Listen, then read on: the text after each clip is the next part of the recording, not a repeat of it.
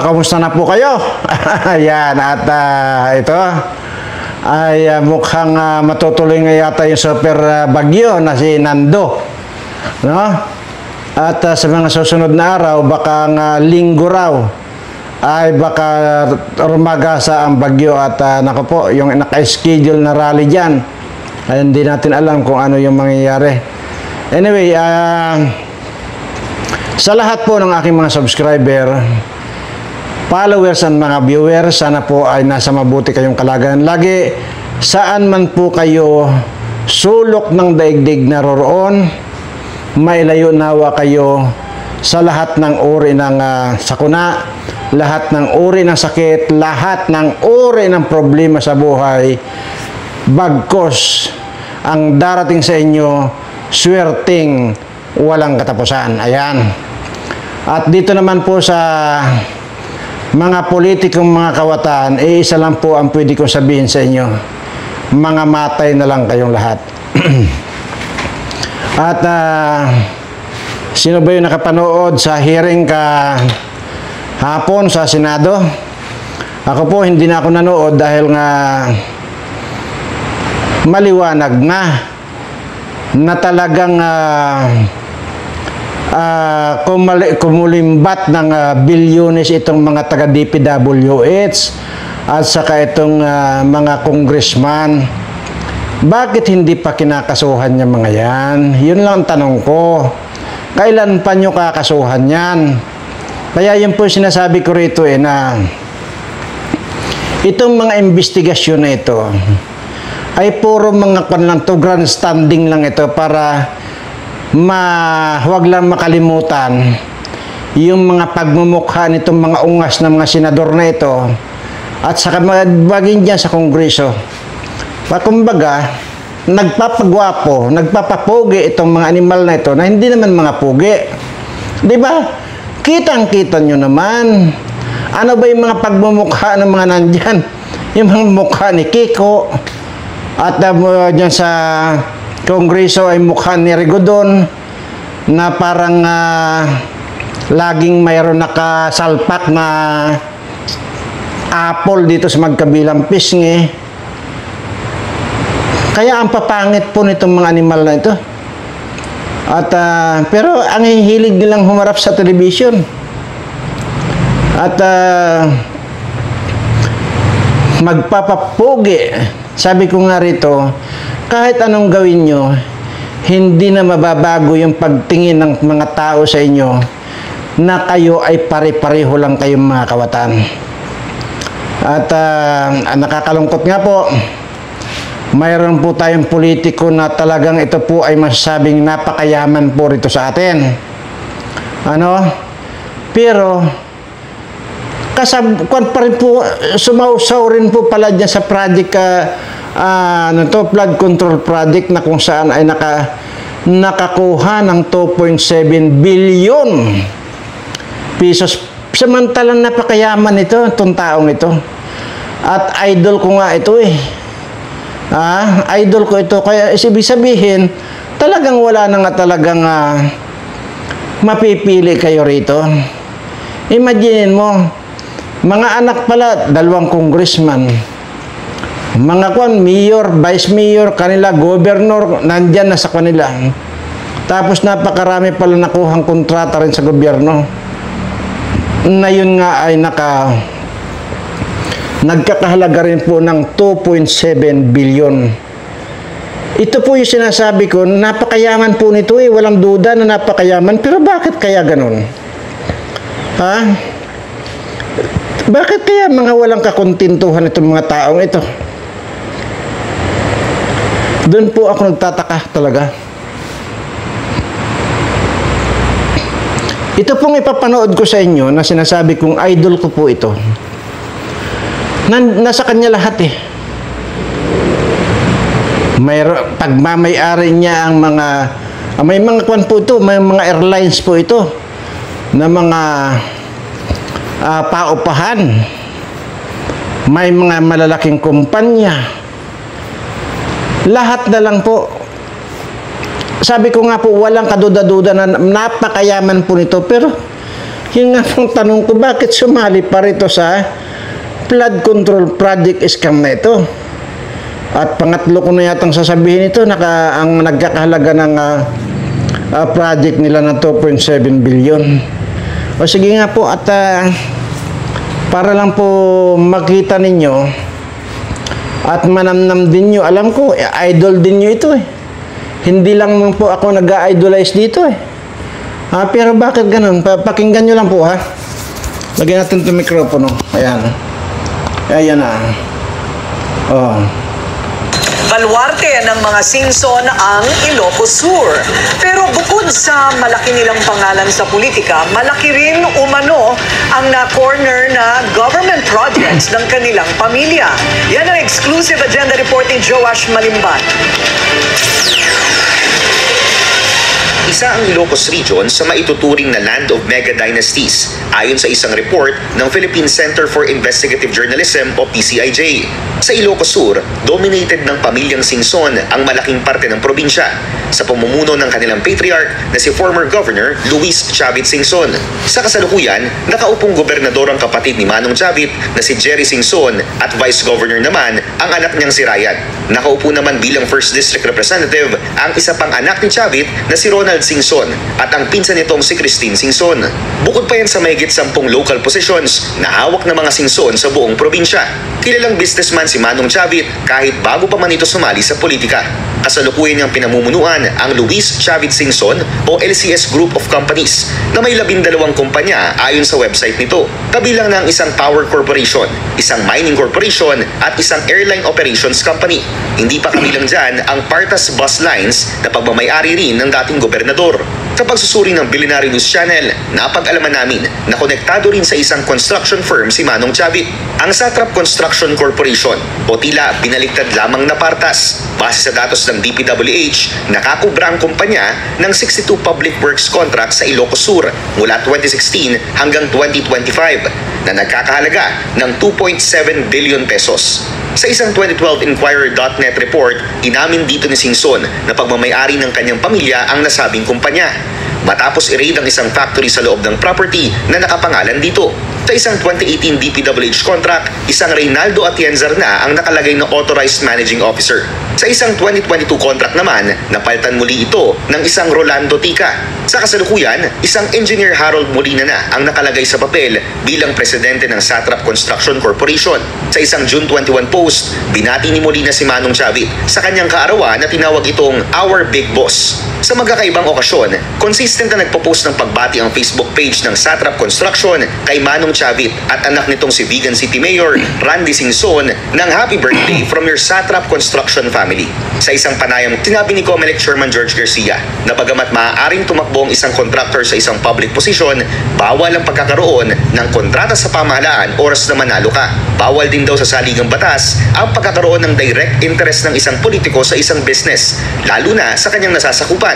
Kabilang na riyan ang pagkakaroon ng kontrata ng iyong mga kamag-anak o mga kapamilya sa mga lugar na nasa ilalim ng iyong jurisdiction dahil sa conflict of interest. Sa pagsusuri ng aming team, parehong Singson na nakaupong district representatives sa 2 distrito ng Ilocos Sur ngayong 2025 elections. Kaparehong taon kung kailan nakuha ng Satrap Construction Corporation ang pinakamalalaking kontrata nito sa loob ng 9 na taon.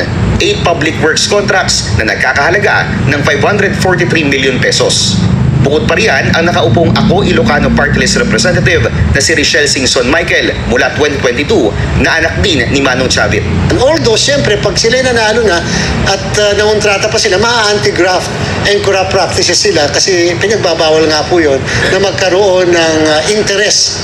Lalo pat ito ay maaaring makabangga sa interest ng publiko sa pamahalaan. Sinubukan ng Billionaire News Channel na kunin ang panig ni Singson at kung ano pa ang koneksyon ng kanyang pamilya sa kumpanya, pero hindi pa ito sumasagot sa aming mensahe. Para sa agenda, Joash Malimban. Ayan po. Nakalain mo yun. Napakayaman po itong taong ito eh. Pero sumausaw pa rin sa mga ganyang project ng gobyerno na ngayon ay iniimbestigahan at kasama rin po sila dito sa mga ito. Scam ng flood control project. Imaginin mo, 2 Singson ang congressman. Mga anak niya. Tatlo, pati yung party list. Kontrolado nila ang buong probinsya na dyan sa Bigan. So, yun po yung sinasabi ko, na ito pong mga taong ganito wala pong kakuntintuhan. Na habang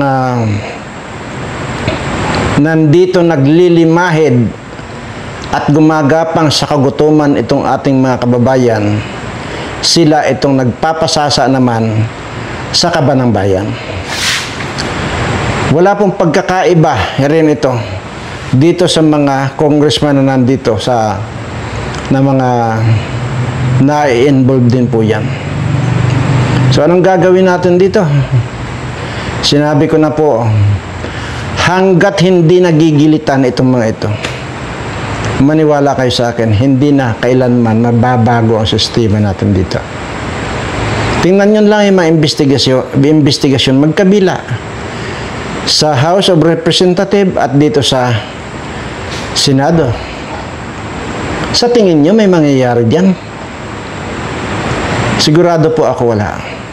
Hanggang sa lang sila yan, hanggang sa investigasyon sila. At tingnan nyo kung may makukulong na mga congressman or senador. Siguro may makukulong dyan sa mga taga DPWH. May makukulong dyan sigurado. Pero dito sa mga pinakaulo nitong mga nandyan sa DPWH kung saan ito yung mga congressman, I don't think so. Kaya po, mag-isip-isip na rin po tayo. Nag-offer na po ako sa ating mga kababayan na lahat ng mga resort ng mga itinayo nitong mga kongresistang ito, akupahan nyo na. Pero wala pong nag-comment ni isa doon sa aking diniscuss kahapon. Kung pwede po sana ay baka po hindi umabot sa kanila itong video. Yung video ko kahapon, baka naman po pwedeng ugaliin nyo po na kapag ka nanonood na po kayo rito sa Berana Live Studio TV, pindot na po agad yung like. Para sa ganun po ay malayo po or maraming tao ang mararating nitong ating mga video. Kasi napaka-importante po itong mga sinasuggest ko na sa inyo. Sinabi ko na po kahapon sa video ko, yung luxury resort ni Saldico dyan sa Albay, akupahan na. Lahat ng mga taga Bicol na mga walang bahay,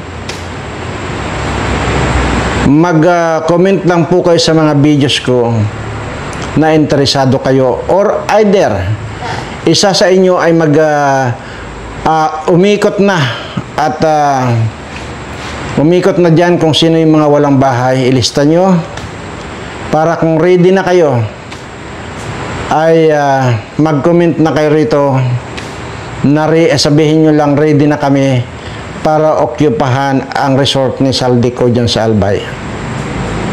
At pagkagano naman, personal po akong pupunta dyan mismo at ako ang maghahatid sa inyo dyan sa resort na yan at occupyhan nyo na po yan.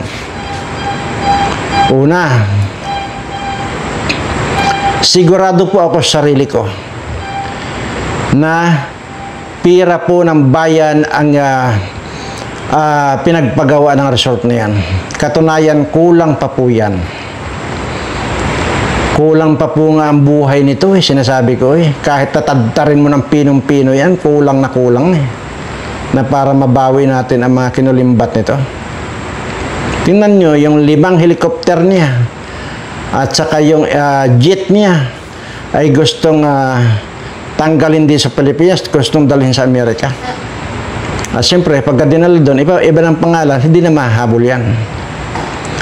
Pero ang sa akin lang po rito, masaya na ako kung yung mga kababayan ko dyan sa Bicol na mga walang mga bahay, ako na po ang naggagarantiya sa inyo Wala pong pwedeng mangyari sa inyo. Pag ako po ang naghatid sa inyo dyan na para akupahan yung resort ni Saldico na yan, wala po kayong alalahanin na may mangyari sa inyo. Sila ang dapat na may alalahanin. Dahil once na humarang-harang sila sa dadaanan natin, may problema sila.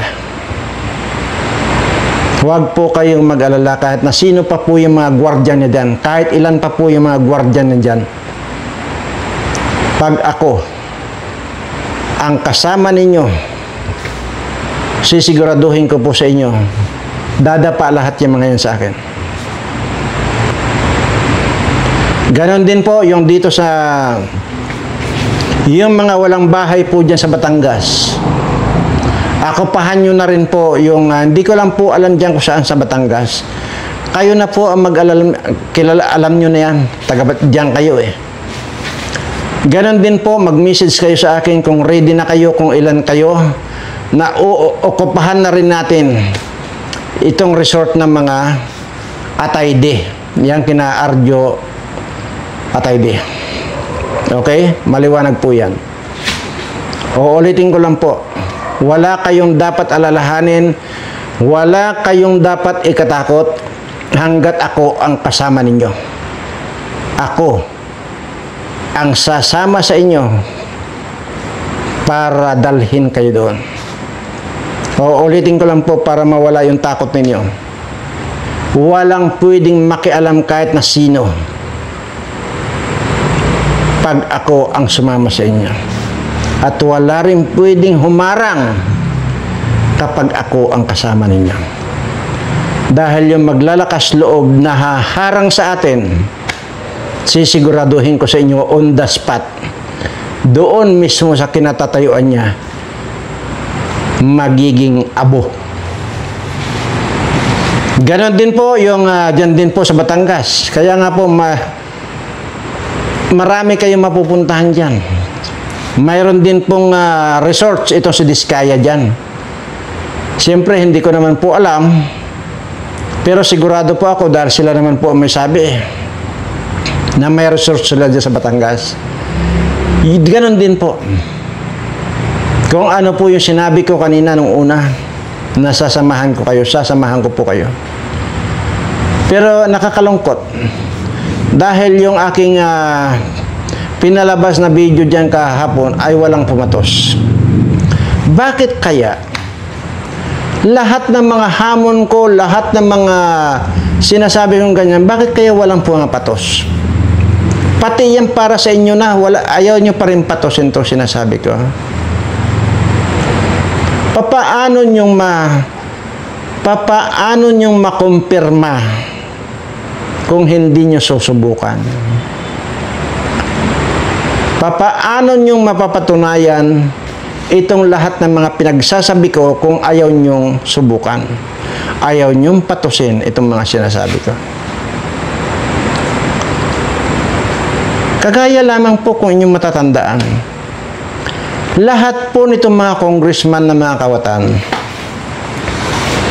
hindi po ba't paulit-ulit ang aking hamon sa kanila? Basta kawatan, pag-ipon-ipunin na nila lahat ng mga kung ilang bilyon, ilang trilyon, yung mga inipon nilang mga pira na yan, itong mga kawatang mga congressman na yan, itaya na nila gaano man kalaki yung iipunin ng pira na pangpusta sa akin, dudublehin ko. Hindi po lang pira ang aking pantatapat kasi ang pira po nabubulok. Okay? Kaya hindi po ako nag-iimbak ng pira, nabubulok po ang pira. Pero sisiguraduhin ko, may computation naman po yan. At makukompute naman po kung ilang trilyon halimbawa yung pira nila, ipunin na nila. Yung mga pira nila, dodoblihin ko sa pamamagitan ng ang pantatapat ko dyan, mas mahalaga pa itong sa pira itong pantatapat ko. At ito nga po yung sinasabi kong kamuting dilaw. Ngayon, bakit kami magpupustahan? Lahat ng mga kawatan, diyan kami sa Lunita. Kaya nga po, importanteng i-share nyo na po ito. I-like nyo ito para makarating po sa kanila na hinahamon ko lahat ng mga kongresistang itong mga kawatan. Okay, mabalik tayo doon sa pustahan. Ang pagpupustahan lang po namin, lahat po itong mga kawatan na ito, magsama-sama. Tatayo ako sa gitna nila. Paikutan na nila ako. Wala akong hahawak ng sandata. Wala. Ni Kutsilyo, hindi ako hahawak. Pero sila, papayagan ko sila, kung ilan man yan, kung abutin mo ng 300 yan sila na kawatan, 300. Papayagan ko sila na kahit dalhin na nila dyan yung pinakamalakas nilang baril o armas o ano pa. Diyan ako sa gitna nila. Dirat-ratin nila ako kung gusto nila. Kaya lang, yun ang sinasabi ko, na kapag hindi tumagos yung balang pangraratrat nila sa akin, natural, buhay ako. Kaya, pag nangyari yon, natural, talo sila. Pero siyempre, pagka tumalab at tumagos yung mga baril na gagamitin nila sa akin, natural, patay ako. O di kanila yung ipinusta ko. Sila ang nanalo. Di ba ganun lang kasimple? Pero, kung hindi man ganun ang mangyayari, ay bibigyan ko sila ng laban na pinakamaganda. Bibigyan ko lang sila ng 10 segundo. Gaano man sila karami. Kahit na 300 yan sila, 500 yan, kasama mga senador na kawatan, sige. Ang ibibigay ko lang pong oras sa kanila, 10 segundo lang. Opo, narinig nyo 10 segundo, hindi po 10 minuto. 10 segundo, lahat itong mga ito. Lalagutin ko ang hininga nitong mga ito. Pero noon pa po, 1 taon ako. Noong 1 taon pa ako naghahamon ng ganito. Bakit kaya walang pumapatol? Samantala, napakaganda naman yung offer ko sa kanila. Bakit kaya? Ba't hindi niyo subukan? Kaya lang naman po ako naghahamon ng ganito. Ay gusto ko po kahit papaano ay mabawi man lang kahit kaunti yung mga ninakaw niyong mga pirang yan. Speaking of yung pustahan kanina, kung makikipagpustahan ba ako, saan mapupunta yung pirang mapanalunan ko kung sakali?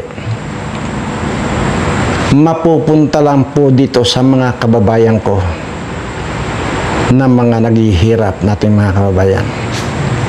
Ni sintabos po dyan, hindi ako magbabawas kung sakasakali man at patusin nila yung hamon kong ito. Lahat po yan mapapanalunan ko, lahat po yan mapupunta. Walang labis, walang kulang, walang bawas yan. Mapupunta dito sa lahat ng mga kababayan ko. Dahil sisiguraduhin ko po na hindi ko ipapatalo ang laban. Sisiguraduhin ko maging masaya, magaganda ang ngiti nitong mga kababayan ko na ngayon hindi mo makikitaan ng pagiging masaya yung mga mukha nila. Kasi nga po, gutom na gutom. Wala po silang masaing. Gusto ko naman po sanang ibalik sa kanila yung kasiyahan o yung tuwa sa mga mukha nila. Kaya po ako naghahamon. So ano pang inaantay nyo? Tanggapin nyo na itong hamon ko. Para magkaalaman na po tayo. At para mabawasan na din itong mga kawatan dito sa atin.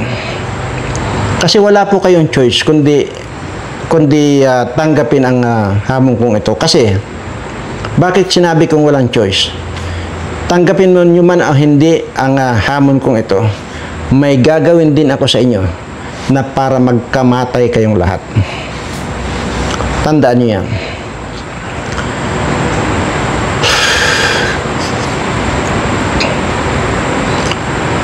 Sana po nagkakaintindihan tayo. Wala na pong pag-asa na kahit na umangat ng kaunti ang buhay nitong aking mga kababayan. Palubog na po ng palubog sa kahirapan ang mga kababayan ko. Wala na po. Dapat lang talaga kayong mga paggigilitan, mga hayop kayo. Kayo, yung piste ng lipunan, na samantalang kayo dapat ang umalalay dito sa mga kababayan nating hirap na hirap sa buhay. Pero sila pa ang lalo nyong ninanakawan, lalo nyong pinapahirapan. Lalo nitong saldi ko, kung ano-anong kadramahan na ang sinasabi, pinapalabas, patay na. Pinapalabas, malala yung sakit. Bakit kaya itong mga hayop na ito, kagaya din Dong Gonzales, pinapalabas din na matindi na yung kanyang almoranas. Samantalang ito naman mga ito, walang mga sakit. Tapos nagsibatan sa Amerika, ngayon pinapalabas may mga sakit itong mga ito. Ngayon, nababalitaan tayo na itong si Romualdez, di ba sinasabi na dinala raw sa ospital kasi hindi makahinga. Bakit may mga sakit itong mga hayop na to? Kaya ang kasunod na mababalitaan natin dyan, wala na, patay na. Tapos ilagay kunwari sa ataol, makikita mo doon yung mga mukha nila ng mga patay na, yung pala, nagpa-plastic surgery lang mga hayop na to. Pero wag na wag kayo magkakamali na yun ang gawin ninyo. Dahil pag nakapunta ako, halimbawa, magkukunwari kayong patay at nandoon na kayo sa ataol ninyo, tatagain ko rin kayo para malaman ko kung tao nga ba yung nandoon sa ataol o wax na lang. Tatagain ko kayo, di kayo pasasabugan ko dyan ng labintador.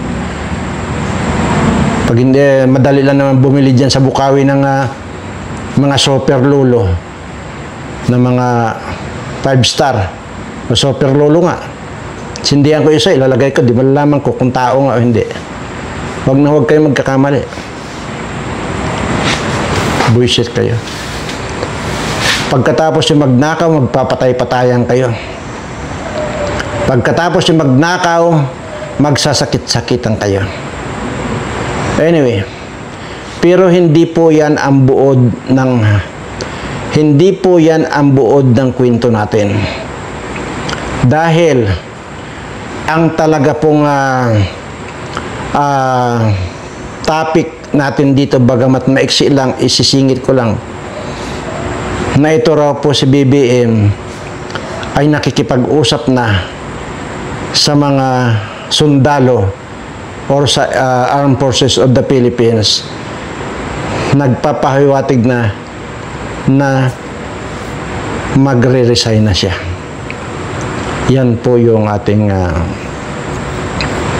main topic talaga. Dapat lamang po, dahil kayo Mr. President ang ugat ng mga nakawan dito sa administration mo, marapat lamang na mag-resign ka na.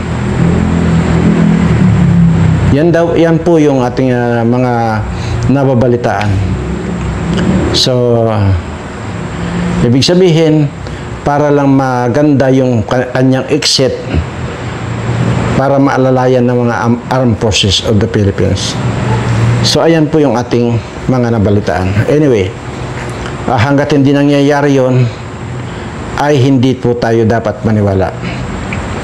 Yung pong sa 21 na rally, kung malapit lang po kayo, pumunta kayo. At kung may pagkakataon din po at makakatawid kami dyan, pupunta rin po kami. Kasama ko po itong kung sino man po itong mga kasama ko. At sisiguraduhin ko po magsasama ako ng mga kondito, yung mga langaw, butiki, at ipis ang isasama ko dyan. Maraming salamat po at sa lahat po ng mga subscriber ko, ingat po kayo kung sakasakaliban po dumating itong sinasabing super bagyo na itong Sinando. Maraming salamat at mahal na mahal ko po kayong lahat.